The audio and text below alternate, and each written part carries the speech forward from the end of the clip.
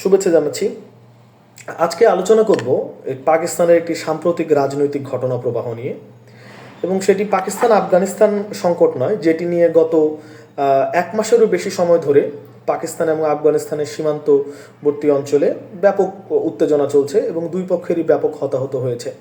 কিন্তু আজকের আলোচনার বিষয় পাকিস্তান এবং আফগানিস্তানের মধ্যকার এই সীমান্ত উত্তেজনা নয়, এটি সম্পূর্ণ ভিন্ন একটি বিষয় নিয়ে আলোচনা করব, যেটি নিয়ে পাকিস্তানের সংবাদ মাধ্যমে গত কিছুদিন ধরে ব্যাপক আলোচনা চলছে এবং গত সপ্তাহখানেক সময় ধরে পাকিস্তানের স্থানীয় সংবাদ মাধ্যমের বাইরে বিভিন্ন আন্তর্জাতিক গণমাধ্যমেও পাকিস্তানের এই সাম্প্রতিক রাজনৈতিক ঘটনা প্রবাহ নিয়ে ব্যাপক আলোচনা চলছে।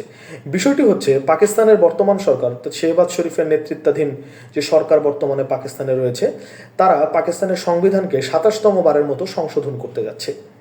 তো সংবিধান সংশোধনের উদ্যোগ পাকিস্তানের ইতিহাসে অনেকবারই দেখা গেছে এবং নানা কারণে, অনেকের ব্যক্তিগত কারণে এবং অনেক সময় নানা টানাপোড়েনের পরিপ্রেক্ষিতে পাকিস্তান তার সংবিধান সংশোধন করেছে। পাকিস্তানের রাজনীতিতে বেসামরিক সরকারের উপর সবসময় সামরিক বাহিনীর একটি প্রভাব ছিল।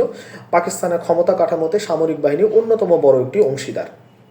এই বিষয়গুলো আমরা সকলেই জানি এবং পাকিস্তানের সংবিধান সংশোধনী যতবার ঘটেছে ততবার এই পাকিস্তান সামরিক বাহিনীর সঙ্গে পাকিস্তানের বেসামরিক সরকারের, বেসামরিক প্রশাসনের কখনো বিরোধ, কখনো অর্থাৎ এই সম্পর্কটি একটা অম্লমধুর সম্পর্কের মতো ছিল।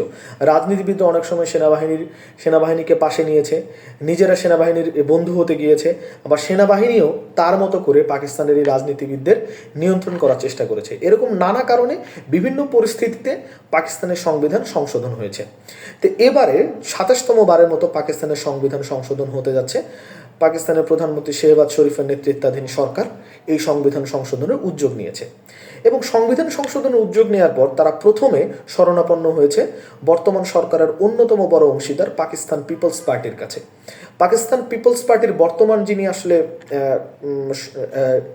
সবচেয়ে গুরুত্বপূর্ণ নেতা, বিলাওয়াল ভুট্টো জারদারি এই সংবিধান সংশোধনীটিকে কেন্দ্র করে পাকিস্তানের যে শেহবাজ শরীফের রাজনৈতিক দল পাকিস্তান মুসলিম লীগের সঙ্গে একটি বৈঠক করে এবং বৈঠক করার পর বিলাওয়াল ভুট্টো জারদারি গণমাধ্যমের সামনে এসে তাদের বৈঠকের বিষয়বস্তু সম্পর্কে জানান এবং তখনই সাধারণত মোটা দাগে এই সংবিধান সংশোধনের বিষয়টি সামনে আসে এবং প্রথম থেকেই পাকিস্তান সরকার এই যে 27তম বারের মতো যে সংবিধান সংশোধন করতে যাচ্ছে তারা, এর বিষয়বস্তুটিকে তারা গোপন রাখার চেষ্টা করেছিল, কিন্তু আলটিমেটলি তারা আসলে শেষ মুহূর্ত পর্যন্ত এটা গোপন রাখতে পারেনি, আসলে গোপন রাখা সম্ভব নয়।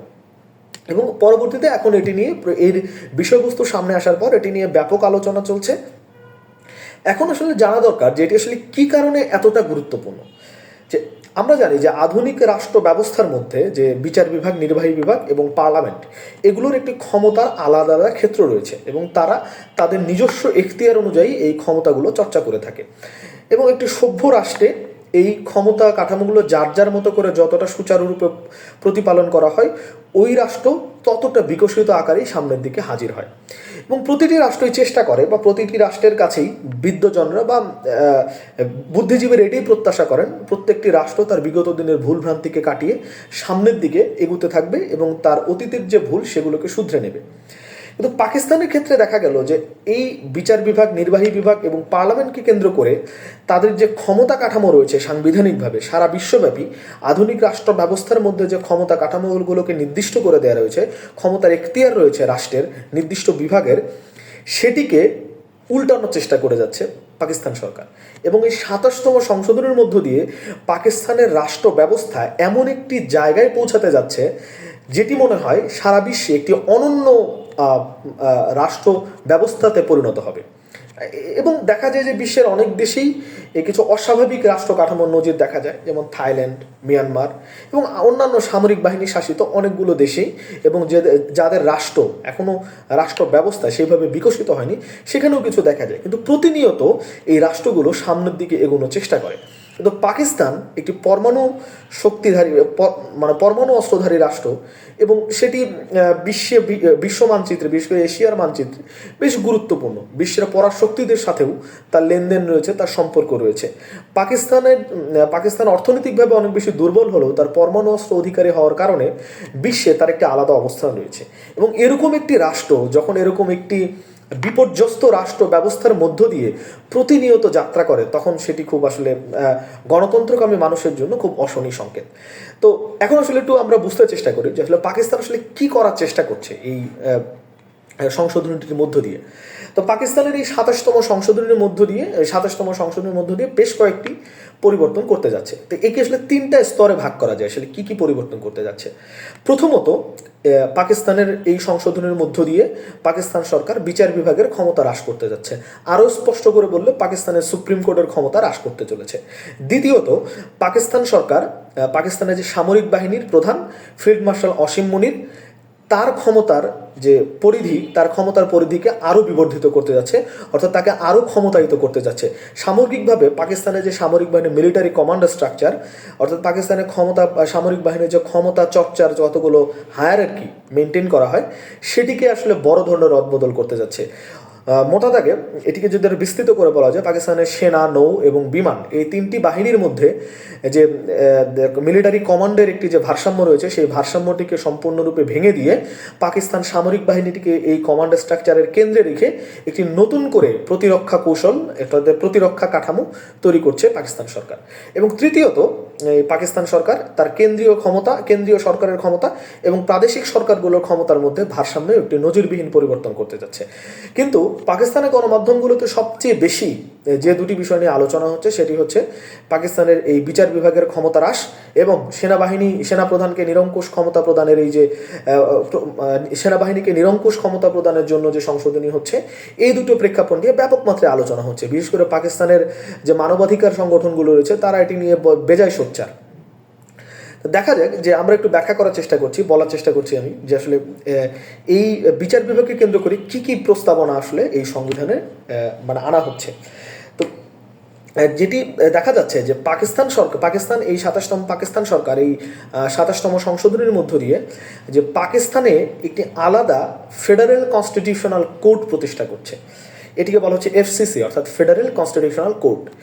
এটি সুপ্রিম কোর্টের বাইরে আলাদা একটি আদালত সত্তা হিসাবে প্রতিষ্ঠা পাবে।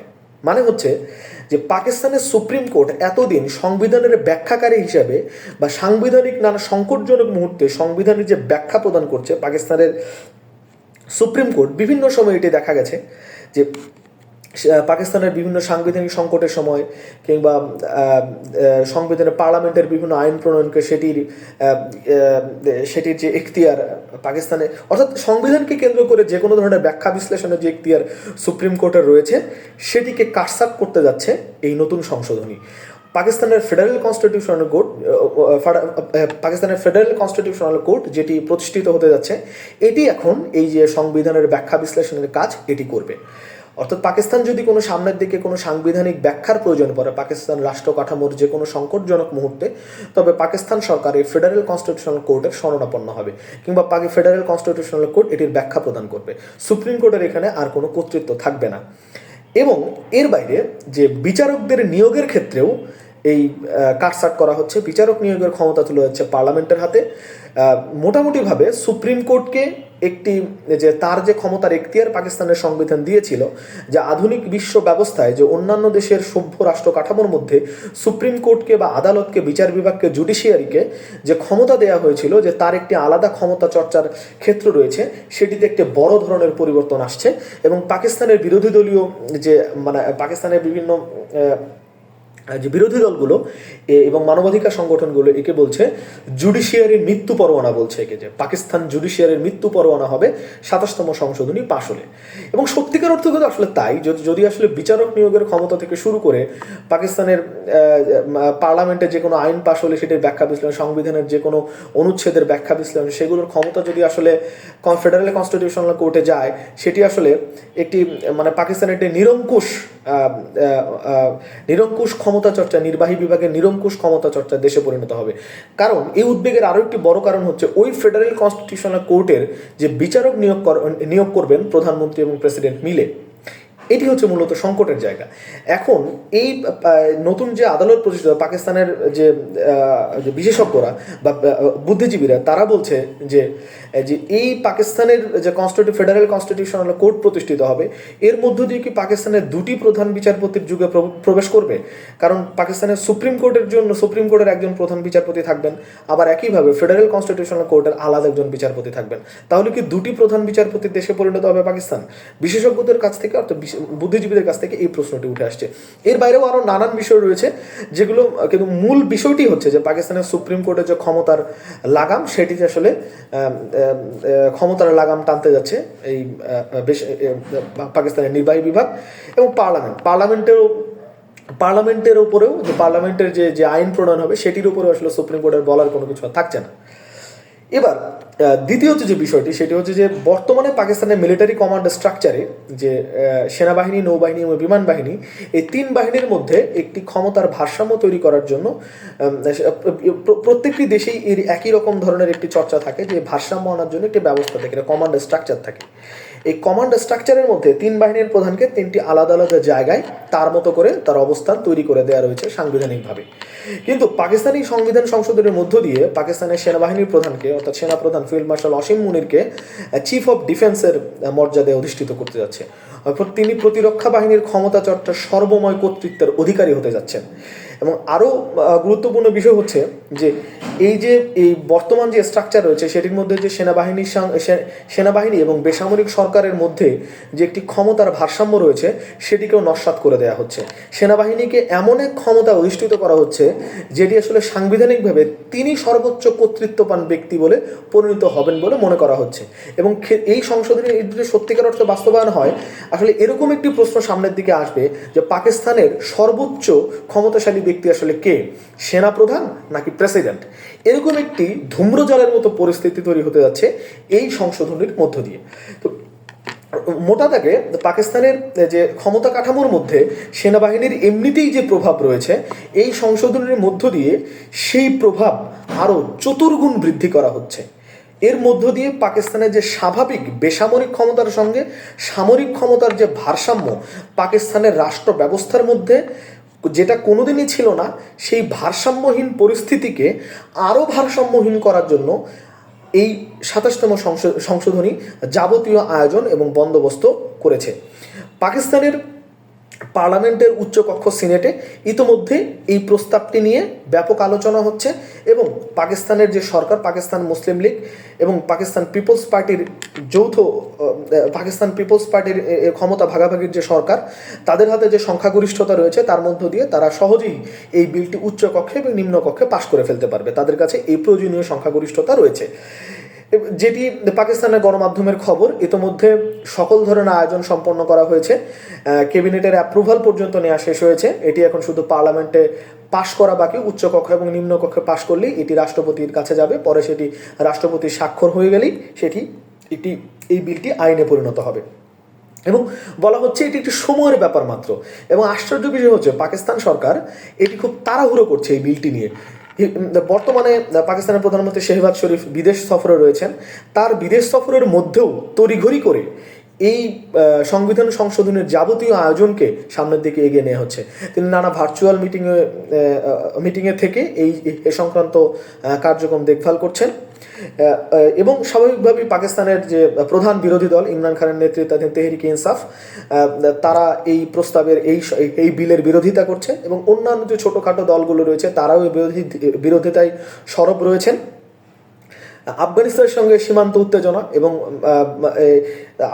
বর্তমানে পাকিস্তান রাষ্ট্র আফগানিস্তানের সবচেয়ে বড় সীমান্ত উত্তেজনা পার করছে, এগুলোর মধ্যেও পাকিস্তানের গণমাধ্যমে পাকিস্তানের রাজনীতিতে এটি এখন মূল এজেন্ডায় পরিণত হয়েছে। এটি নিয়ে সর্বত্র আলোচনা চলছে এবং বিশ্বের অনেক গণমাধ্যমেই পাকিস্তানের এই সংবিধান সংশোধনের আয়োজনকে নিয়ে ধারাবাহিক সংবাদ প্রকাশ করছে।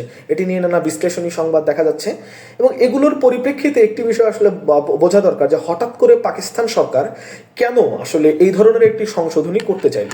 এজন্য দুটি বিষয় রয়েছে। পাকিস্তানের সরকারের সঙ্গে পাকিস্তানের বিচার বিভাগের একটি বিবাদ আমরা ঐতিহাসিকভাবেই দেখি, বিভিন্ন সময় এটি আমরা দেখেছি যে পাকিস্তানের বিচার বিভাগের সঙ্গে অর্থাৎ সুপ্রিম কোর্টের সঙ্গে পাকিস্তানের নির্বাহী বিভাগের একটি বিবাদ রয়েছে।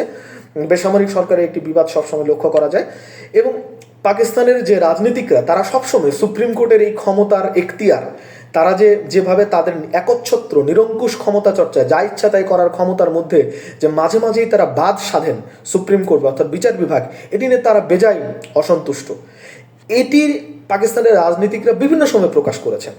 তারা যতটা না সেনাবাহিনীর রাজনীতিতে ছড়ি ঘোরানোতে যতটা অসন্তুষ্ট, অনেক সময় দেখা গেছে সুপ্রিম কোর্টের অর্থাৎ বিচার বিভাগের এই যে ক্ষমতা চর্চা, বিচার বিভাগের যে সংবিধানসম্মত ক্ষমতা চর্চা, সংবিধানকে ব্যাখ্যাকারী হিসেবে তাদের যে কর্তৃত্ব, এই যে ক্ষমতা, এই ক্ষমতাটুকু নিয়ে পাকিস্তানের রাজনীতিবিদরা বেজায় খুশি এবং এই সংশোধনীর মধ্য দিয়ে তারা আসলে সুপ্রিম কোর্টের ক্ষমতা কাটছাঁট করে দিয়ে সুপ্রিম কোর্টের এই ক্ষমতার লাগাম এটিকে তারা নিজের কাছে আনতে যাচ্ছে। এখন এই যে সুপ্রিম কোর্টের ক্ষমতা চর্চার এই যে ক্ষমতার যে সুপ্রিম কোর্টের এখতিয়ারের যে ক্ষমতা চর্চা, তার যে সাংবিধানিক ক্ষমতা চর্চার যে অধিকার, সেটিকে কাটছাঁট করতে গিয়ে সরকার সেনাবাহিনীকে তুষ্ট করছে, যাতে যে পাকিস্তান রাষ্ট্র ব্যবস্থার মধ্যে যে ক্ষমতার প্রধানতম কেন্দ্র সামরিক বাহিনী, সে যাতে এই সুপ্রিম কোর্টের ক্ষমতা কাটছাঁটের এই খেলায় অসন্তুষ্ট না হয়ে ওঠে। এবং সেই কারণে সুপ্রিম কোর্টের ক্ষমতা কাটছাঁট করে সামরিক বাহিনীকে ক্ষমতায়িত করা হচ্ছে। আরও স্পষ্ট করে বলতে গেলে ফিল্ড মার্শাল অসীম মুনিরের যে বর্তমান সামরিক বাহিনীর যে ক্ষমতা কাঠামো, সেটিকে তুষ্টিকরণ করছে এই শেহবাজ শরীফের সরকার। এখন পর্যন্ত এটি মূলত এই শেহবাজ শরীফের সরকারের একটি কৌশল হতে পারে, যা একদিক দিয়ে তারা একটি বিভাগের ক্ষমতা হ্রাস করছে, আর একটি বিভাগকে নিরঙ্কুশ ক্ষমতার কাছাকাছি নিয়ে যাচ্ছে। মোটামুটিভাবে পাকিস্তানের রাষ্ট্র ব্যবস্থার মধ্যে সামরিক বাহিনীর যে প্রভাব আমরা সবসময় দেখে এসেছি এবং সামনের দিনগুলোতে ফিল্ড মার্শাল অসীম মুনির এই নিরঙ্কুশ ক্ষমতা চর্চা, এই আরও ব্যাপক অধিকতর ক্ষমতা পাওয়ার মধ্য দিয়ে পাকিস্তানের রাষ্ট্র কাঠামোর মধ্যে আরও বেশি পরিমাণে সামরিক বাহিনীর প্রভাবকে আরও বেশি শক্তিশালী করবেন, এটি স্বাভাবিক। এবং পাকিস্তান যে সময়ের সঙ্গে সঙ্গে সামরিক বাহিনীর প্রভাবাধীন থেকে তার রাষ্ট্রকে বের করে আনার চেষ্টা করবে, সেটি আসলে কোনো প্রবণতা লক্ষ্য করা যাচ্ছে না। পাকিস্তানের যে কারাবন্দী সাবেক প্রধানমন্ত্রী ইমরান খান, যিনি বর্তমানে কারাগারে রয়েছেন, তিনি সেনাবাহিনীর আশীর্বাদ নিয়ে একসময় ক্ষমতায় এসেছিলেন, কিন্তু পরবর্তীকালে সেনাবাহিনীর প্রভাবকে তিনি হ্রাস করতে চেয়েছিলেন, রাষ্ট্রের উপর সেনাবাহিনীর কর্তৃত্বকে হ্রাস করতে চেয়েছিলেন, কিন্তু এটি করতে গিয়ে তিনি চ্যালেঞ্জের মুখে পড়েছেন এবং এখনও তিনি কারাগারে রয়েছেন। পাকিস্তানের তরুণদের মধ্যে সেনাবাহিনীর এই যে অধিকতর কর্তৃত্বপরায়ণ আচরণ রাষ্ট্র ব্যবস্থার উপরে, এটি বিভিন্ন সাম্প্রতিক সময়ে নানা সময় দেখা গেছে তারা সেনাবাহিনীর এই অধিকতর ক্ষমতা চর্চাকে তারা পছন্দ করেন না। এবং পাকিস্তানের সেনাবাহিনী যে সবসময় প্রতিবেশী একটি রাষ্ট্রের ভয় দেখিয়ে তার নিজের ক্ষমতার পথকে সবসময় সংহত রাখেন, এটি অনেক সময় তরুণ সমাজের বিভিন্ন সময় তারা এই অসন্তোষ প্রকাশ করেছেন। এবং কিন্তু আসলে পাকিস্তানের যে পিটিআইয়ের বাইরে যে রাজনৈতিক দলগুলো রয়েছে, এদের বিভিন্ন সময় সেনাবাহিনীর সঙ্গে আপোষ করার ইতিহাস রয়েছে। বর্তমানেও যারা ক্ষমতা রয়েছে তারা ইমরান খানকে পরাস্ত করতে গিয়ে, ইমরান খানের জনপ্রিয়তার লাগাম টানতে গিয়ে তারা সেনাবাহিনীর সঙ্গে আপোষ করেছেন। এবং আগামী দিনে পাকিস্তানের এই সেনাবাহিনীর সঙ্গে আপোষকামী রাজনীতির এই ধারা অব্যাহত থাকবে, কারণ এই সংশোধনের মধ্য দিয়ে পাকিস্তানের সামরিক বাহিনী, বিশেষ করে সেনাপ্রধান ফিল্ড মার্শাল অসীম মুনির অসীম ক্ষমতার অধিকারী হচ্ছেন এবং তিনি প্রেসিডেন্টের মতোই কোনো একটি বিশেষ ক্ষমতাশালী ব্যক্তিতে পরিণত হচ্ছেন। আধুনিক রাষ্ট্র ব্যবস্থার মধ্যে এরকম কোনো ক্ষমতায়িত চরিত্র রয়েছে কিনা আমার সন্দেহ রয়েছে। এই সংশোধনী পাশ হলে ফিল্ড মার্শাল অসীম মুনির সেরকমই ব্যাপক ক্ষমতায়িত কোনো চরিত্র রূপে আত্মপ্রকাশ করবেন। সবাইকে ধন্যবাদ।